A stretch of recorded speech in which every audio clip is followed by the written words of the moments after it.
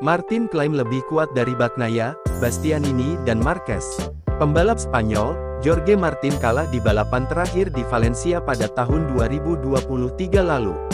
Dia terjatuh dan gagal finish, membuat gelar juara dunia pada musim tersebut menjadi milik pembalap Italia, Francisco Bagnaia, Ducati Lenovo.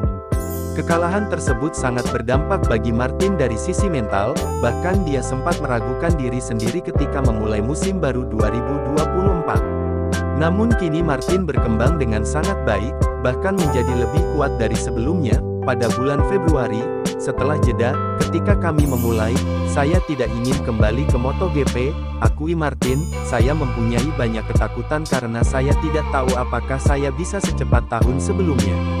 Kemudian, ketika saya naik motor, saya menyadari hal yang sama terjadi, saya cepat lagi dan bisa bertarung lagi. Jadi sekarang tujuan saya adalah berjuang dan melakukan yang terbaik. Saya 100% harapnya. Martin bahkan merasa dia sekarang menjadi lebih kuat. Sekarang saya merasa lebih kuat karena saya sedikit lebih baik di hampir semua bidang, tegas Martin.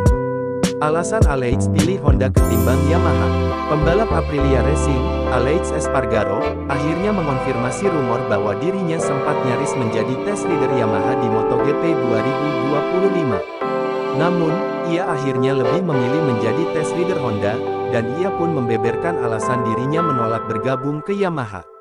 Sejak awal musim ini, MotoGP memang diwarnai gosip Espargaro mulai terpikir untuk gantung helm, dan gosip ini memanas di sela seri Jerez, Spanyol, pada April.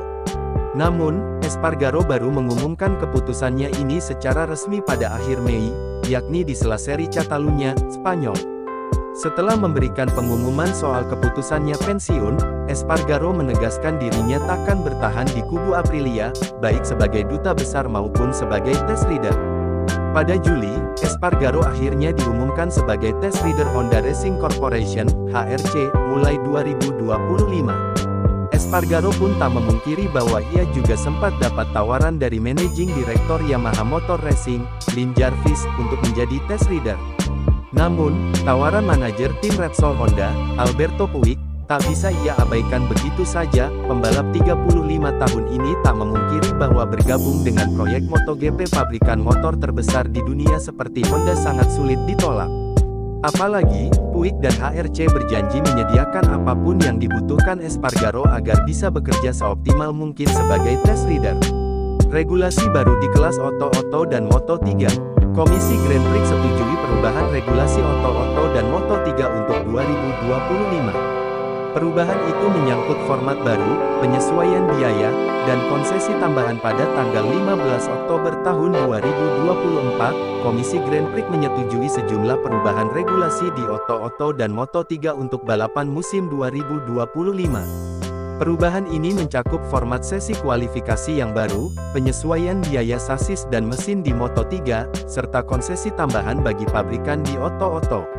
Perubahan ini diharapkan dapat meningkatkan efisiensi biaya dan persaingan di lintasan. Perubahan ini akan mengikuti beberapa regulasi yang sudah diterapkan di MotoGP.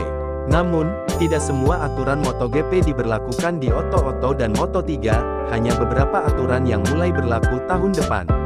Setelah kesuksesan format baru di kelas MotoGP, yang memberikan keseimbangan antara masuk ke Q2 dan waktu lintasan yang lebih baik bagi tim dan pembalap, struktur sesi untuk Oto-Oto dan Moto3 akan diubah pada tahun 2025. Hal ini untuk menciptakan konsistensi di seluruh kelas.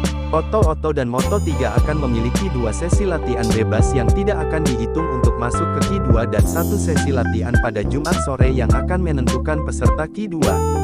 Dengan perubahan itu latihan pada hari Jumat, yang dilakukan 2 jam setelah latihan bebas, akan menentukan 10 pembalap tercepat. Pertama yang langsung masuk kualifikasi 2 Q2. Sementara sisanya masuk ke kualifikasi 1 Q1 pada hari Sabtu. 2 pembalap tercepat dari Q1 akan maju ke Q2, dan catatan waktu terbaik dari 12 pembalap di Q2 akan menentukan posisi start untuk balapan hari Minggu. Hasil dari Q1 akan mengikuti urutan dari Q2. Kondisi hujan di lintasan. Jika terjadi hujan di lintasan, prosedur hujan di grid untuk Oto-Oto dan Moto3 akan disesuaikan dengan MotoGP. Apabila hujan terjadi di grid, sepeda motor akan didorong ke jalur pit untuk dilakukan penyesuaian biaya sasis dan mesin di Moto3, serta artikel 2.6 pembekuan mesin Moto3. Dalam regulasi teknis, batasan harga untuk sasis dan mesin Moto3 telah disesuaikan, termasuk pembekuan spesifikasi mesin Moto3. Penjelasannya, Moto3 menggunakan konfigurasi mesin 1 silinder 4 tak dengan kapasitas mesin 250 cm3. Mesin dan sasis semuanya adalah prototipe, dengan pabrikan utama seperti Honda NSF 250R dan KTM RC250R yang berkompetisi di Moto3. Harga motor dipengaruhi oleh merek komponen tambahan seperti shockbreaker depan belakang, cakram plus kaliper plus master rem, velg racing, rantai plus gear, serta ECU electrical control unit dan aksesoris elektrikal pendukung. Agostini salahkan keputusan Ducati rekrut Marquez, ex-pembalap. Giacomo Agostini membahas perekrutan Marc Marquez ke Ducati pabrikan. The Baby Alien bakal berseragam merah mulai musim 2025 mendatang. Perekrutan ini tentu sangat mengejutkan. Pasalnya, Ducati sampai harus menepikan dua pembalap potensial lain demi menggaet Marquez. Agostini yang melihat fenomena ini coba menguliti dampak dari perekrutan sang juara dunia 8 kali. Dia tidak bisa langsung menilai langkah tersebut benar atau salah. Namun, satu hal yang dapat dia pastikan ialah waktu akan menjawab semuanya. Ada banyak pilihan, ujarnya, dilansir juara.net dari motosan.es. Ducati bahkan saat ini masih dibela juara dunia, Pecco Bagnaia. Kemudian, mereka berpeluang mendapatkan salah satu pembalap paling sukses dalam sejarah. Waktu yang akan menjawab apakah langkah mereka tepat atau salah. Ada situasi di mana pilihan benar ataupun salah. Yang terpenting, Anda harus mengambil satu langkah. Saya sendiri merasa kita punya peta persaingan memperebutkan gelar juara yang lebih seimbang, sambung Agostini.